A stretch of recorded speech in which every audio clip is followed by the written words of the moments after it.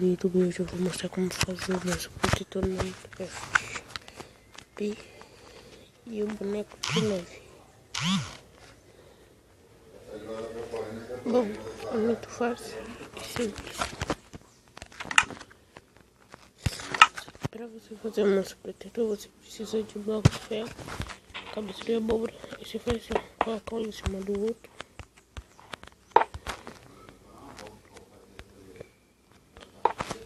E uma cabeça de abóbora. E está isso, nosso protetor. Um bloco de neve. Você coloca uma neve em cima da outra. Uma cabeça de abóbora. E está aí.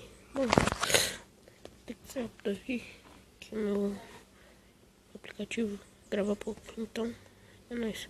Até o próximo vídeo. Dê um like, se inscreva no meu canal. Valeu, galera.